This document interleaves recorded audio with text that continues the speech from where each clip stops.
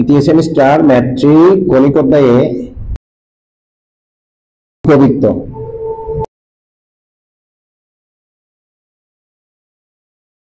শীর্ষবিন্দু হচ্ছে এই দূরত্ব হচ্ছে এ, যেহেতু এটা এক্স অক্ষের দিকে এবং ওয়াই অক্ষের দিকে, এই শীর্ষবিন্দু হচ্ছে এতটুকু দূরত্ব হচ্ছে বি। এক্ষেত্রে এর দিকে বৃত্তটি বড়, তাহলে আমরা লিখতে পারি এ গ্রেটার দেন বি, অর্থাৎ বি এর দিকে বৃত্তটি ছোট। আরেকটি কার্তিক অঙ্কন করতে পারি এভাবে, এটি হচ্ছে এ, এটি হচ্ছে বি, যেহেতু বি এর দিকে বৃত্ত বড় তাহলে আমরা লিখতে পারি এরকম বি গ্রেটার দেন এ আর এ গ্রেটার দেন বি। একটি প্রশ্ন থেকে কিভাবে বুঝবো আমরা এর দিকে বড় কখন হবে এবং বি এর দিকে কখন বড় হবে, অর্থাৎ এর মান যদি বড় হয় তাহলে হবে এই চিত্রটি, আর যদি বি এর মান বড় হয় তাহলে হবে এই চিত্রটি। এক্ষেত্রে ওদের ফাংশন এবং উপাদান সমূহ পরিবর্তন হবে।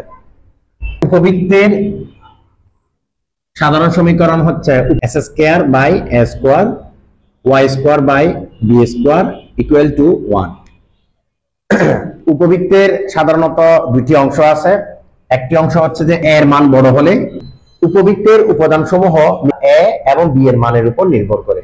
উৎকেন্দ্রতা বি স্কয়ার সমান A square minus B square by A square. যদি বি এর মান বড় হয় এক্ষেত্রে আমরা বসাবো বি স্কয়ার সমান B square minus A square by B square. উপকেন্দ্রের স্থানাঙ্ক plus minus A E comma 0। আর বি এর মান যদি বড় হয় এক্ষেত্রে আমরা লিখব প্লাস মাইনাস বিই কমা 0। নিয়ামকের সমীকরণ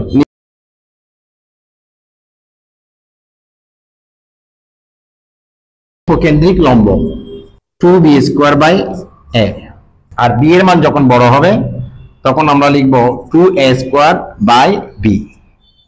উপকেন্দ্রিক লম্বের সমীকরণ x সমান প্লাস মাইনাস a e, কিন্তু b এর মান যখন বড় হবে তখন লিখব x সমান প্লাস মাইনাস be।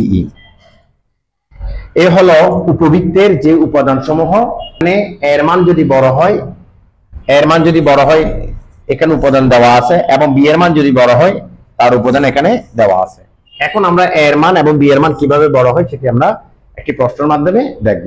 এই ম্যাথটি যেভাবে করব প্রতিটি অঙ্ক একইভাবে করতে হবে এবং প্রশ্নের প্যাটার্নও একইভাবে থাকবে। তো সর্বপ্রথম আমরা দেখব এই প্রশ্নটি দেখে এর মান বড় হবে নাকি বি এর মান বড় হবে নির্ণয় করব। এর মান এবং বি এর মান, এর মান এবং বি এর মান নির্ণয় করার জন্য আমাদেরকে যেতে হবে উপবৃত্তের যে সাধারণ সমীকরণ x square by A square plus y square by B square সমান 1। অর্থাৎ এটার উপর নির্ভর করে আমরা এই প্রশ্নটাকে সাজাবো, যে উভয় পক্ষে 400 দ্বারা ভাগ করতে হবে। তাহলে আর এখানে কাটাকাটি করলে থাকবে x square by 25 plus y square by 16, আর এখানে থাকবে 1 ইকুয়াল টু 1। অর্থাৎ সুতরাং এ সমান হচ্ছে 5 এবং বি সমান হচ্ছে 4। এর মান বড় এবং বি এর মান ছোট।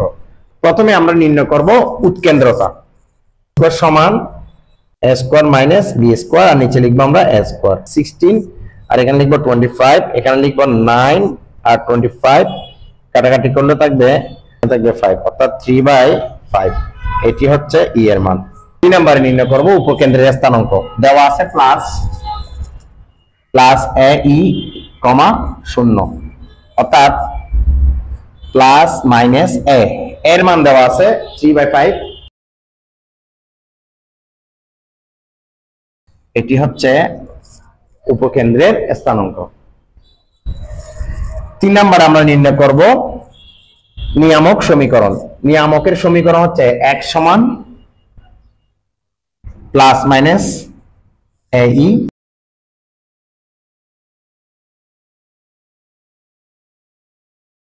নির্ণয় করব উপকেন্দ্রের লম্ব। এটি হচ্ছে উপকেন্দ্রের লম্ব। সর্বশেষ আমাদেরকে নির্ণয় করতে হবে উপকেন্দ্রের লম্বের সমীকরণ প্লাস মাইনাস এ ই।